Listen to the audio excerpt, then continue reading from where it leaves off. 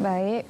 Terima kasih Sam untuk perkongsian bagi cerita pagi di Selangor untuk berkenaan jelajah Ramadan RTM 2024. Okey, seterusnya sepanjang bulan Ramadan ini kita sedia maklum bahawasanya cuaca masuk kepada musim kering ya, taburan hujan yang lebih sedikit berbanding pada musim tengkujuh tempoh hari. Jadi perkara ini memberikan kesan kepada penggunaan tenaga elektrik di peringkat domestik. Jadi bagaimanakah ia memberi kesan kepada pengurusan tenaga dan kecanaan kita pada pengurusan tenaga elektrik sepanjang bulan Ramadan ini. Ya, betul. Kita bersama dengan seorang tetamu pada pagi ini untuk kita berkongsi lebih lanjut berkenaan dengan bagaimana untuk kita menguruskan penggunaan tenaga terutama di bulan Ramadan dan juga di bulan yang agak panas sekarang ini. Saya perkenalkan seorang tetamu di studio iaitu Dato' Engineer Teknologis Syamsul Ahmad, Ketua Pegawai Regulatory dan Stakeholder Management. Dato', Assalamualaikum, selamat pagi. Waalaikumsalam warahmatullahi wabarakatuh. Ya. Sebentar tadi kita ada berbual-bual sedikit berkenaan perubahan cuaca pada ketika ini memberikan kesan kepada keperluan dan juga tuntutan untuk kita menggunakan electrical appliances di rumah seperti pendingin hawa, kipas dan sebagainya untuk menyejukkan keadaan. Jadi kesannya bagaimana penggunaan tenaga elektrik harian kepada penggunaan domestik dan juga penggunaan di dalam rumah. Jadi alhamdulillah, terima kasih ya Ismail ya. Dan alhamdulillah kita bersyukur kepada Allah SWT kerana menemukan kita di bulan Ramadan yang penuh keberkatan inilah. Jadi mengenai topik penggunaan elektrik di bulan Ramadan ni, memang kita ambil maklum ya, suasana sekarang ni agak panas dan kita MET telah mengeluarkan jangkaan sehingga ke akhir mungkin Mei, Jun ya, dan average temperature suhu kita lebih kurang dalam 35 degrees Celsius ya. Jadi bila cuaca panas, maknanya apabila kita memerlukan penggunaan elektrik seperti aircon, maka dia akan bekerja dengan lebih kuat lagi lah. Sebagai contohnya, bila kereta kita dah letak kat tempat panas, kita masuk, kita switch aircon, apa yang jadi? Dia maksimum blast lah. Dia panas terus, dia mana, dan dia memerlukan penggunaan tenaga yang lebih banyak. Begitu juga dengan analogi tadilah. Bila kita cuaca panas, rumah panas, bila kita switch aircon dan penghawa dingin kita memerlukan tenaga untuk lebih bekerja dengan lebih kuatlah kan. Jadi dan kita juga notice bahawa tempoh penggunaan barang-barang elektrik akan lebih panjang. Selalunya kalau malam pukul 4 pagi kita dah boleh switch aircon, tapi bila malam sampai mungkin sebelum subuh masih dengan. Jadi kita kena peka tentang kesan tentang tenaga cuaca panas yang akan kita hadapi dan daripada aspek penggunaan elektrik yang kita gunakan setiap hari lah. Dato', bila kita menggunakan barang-barang elektrik ini dengan kadar tempoh yang lebih panjang, dengan kuasa yang lebih tinggi, secara tidak langsung ia akan memberi kesan terhadap bil yang kita perlu tanggung pada hujung bulan nanti. Bagaimana untuk memberikan kesedaran untuk kita lebih berhemah? Ialah sebab kita faham, kita bukan nak cakap dengan orang ramai jangan pakai kan.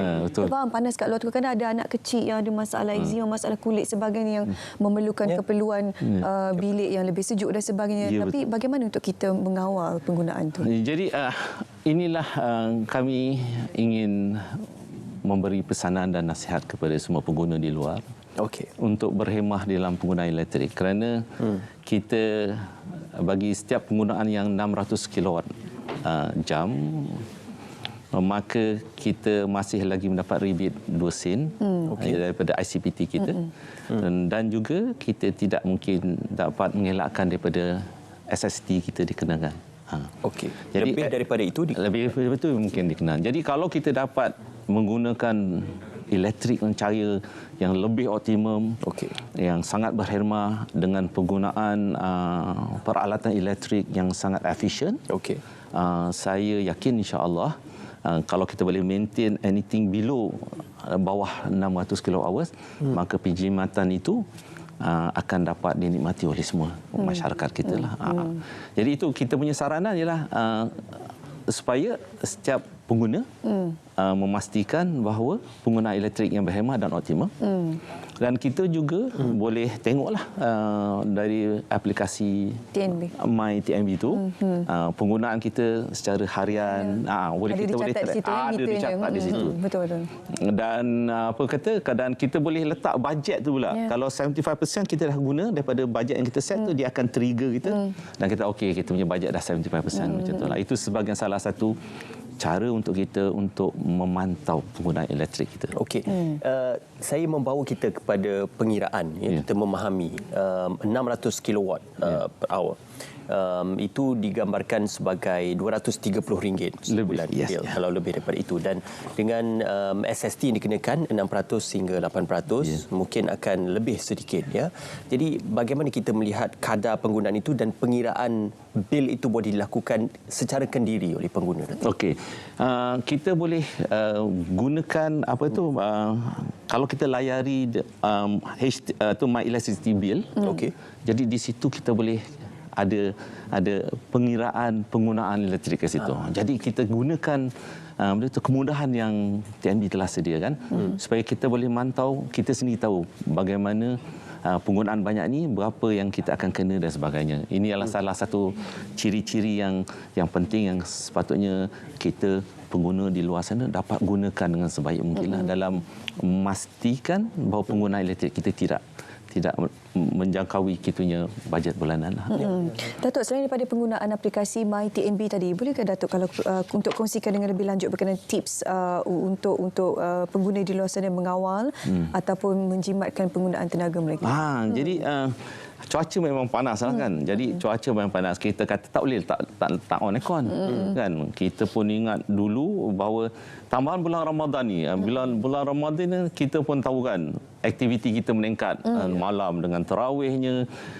Lepas tu sekarang bila nak sampai ujung-ujung ni kita akan lihat orang akan gunakan peralatan elektrik lebih, masak dan sebagainya lah. Jadi bila kita dalam keadaan panas macam ni, maka cuba kita aturkan kita punya penggunaan dengan lebih berhemah. Kita set aircon kita sebagai contohlah, kalau boleh the optimum is actually 24 degrees Celsius lah. Kan. Macam kat rumah saya set dalam 26-27. Kerana di rumah saya ada seorang energy manager. Isteri saya yang memantau. Yang memantau betul sebenarnya. Jadi saya selalunya bila balik rumah, orang lelaki kan balik, saya on lah semua, tong pasang aircon, tenang kan. Saya lagi rumah cakap, you ni pasang semua, bila saya hilang je dia tutup. So that is energy, gandingan mantap saya dengan isteri saya lah kan. Jadi dalam menguruskan penggunaan tenaga di rumah saya. Jadi average saya bolehlah dalam RM200-300. Alhamdulillah. Ada juga pengguna kongsikan, Datuk, penggunaan pendingin hawa itu pasang seketika dan bila bilik sudah sejuk baru pasang kipas untuk memberikan aliran udara sejuk dalam bilik. Malah mengurangkan penggunaan mesin pengering dan menjemur pakaian di bawah matahari. Jadi tips-tips dan juga perkongsian ini sebenarnya berkesan dalam mengurangkan penggunaan tenaga elektrik. Betul. Apa yang Mak cakap tadi memang betul lah.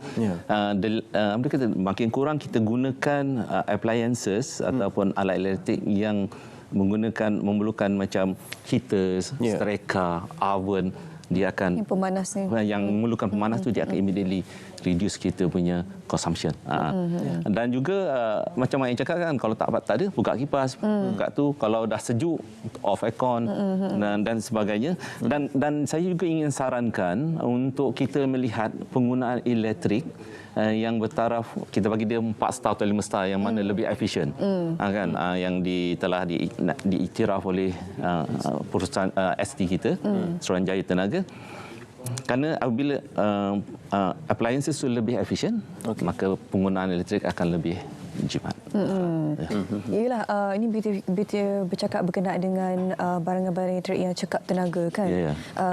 Juga boleh membantu, cumanya itulah harga dia sedikit tinggilah sebenarnya jika nak dibandingkan dengan appliances yang bukan cekap tenaga. Tapi orang kata it's a long term investment, Datuk, kan. Kalau kita like aircon contohnya cekap tenaga, mungkin barangkali harga dia melebihi 1,000, 2,000 ke atas kan. Kalau tak cekap tenaga itu murah, tapi bil elektrik tu akan nampaklah refleksinya kalau kita invest dekat barang-barang yang di samping cekap tenaga, cekap penggunaan kita pun perlu sangat perlu Datuk, boleh dikongsikan berkenaan inisiatif energy budget dalam aplikasi MyTNB yang difahamkan akan menghantar notifikasi sekiranya penggunaan melebihi 75%. Jadi My aplikasi MyTNB ni dia mempunyai satu ciri-ciri yang mana kita boleh kita sebut tentang cerita sekarang ni smart meter kan, meter pintar ni kan. So dia boleh extract daripada data daripada meter pintar tu, dia boleh letak tiap hari.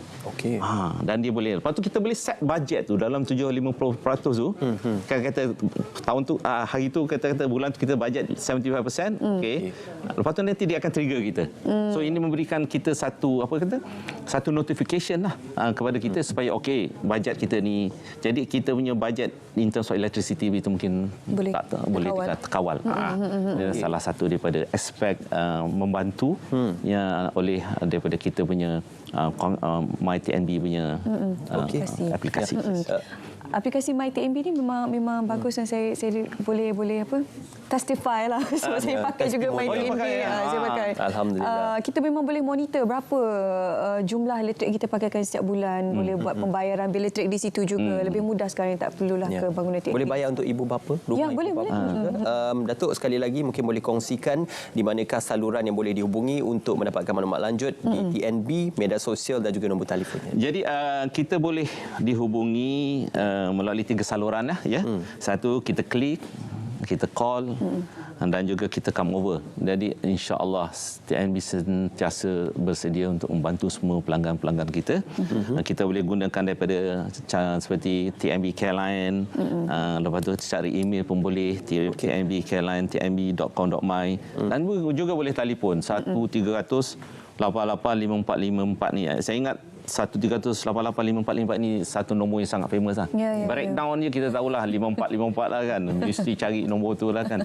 Okey, baik, terima kasih Datuk Suwita hari ini berkongsi berkenaan topik kita dan bagaimana kita boleh menggunakan tenaga dengan lebih berhemah terutamanya di bulan puasa. Okey, terima kasih juga pihak TNB dan juga untuk anda mendapatkan maklumat lanjut, hari bekerja 8 pagi hingga 7 petang, hujung minggu dan juga cuti umum 8 pagi hingga 5 petang, TNB Careline. Terima kasih Datuk, terima kasih TNB. Kita nak ke jelajah Ramadan yang disediakan bersama dengan anda untuk Selamat Pagi Malaysia. Right.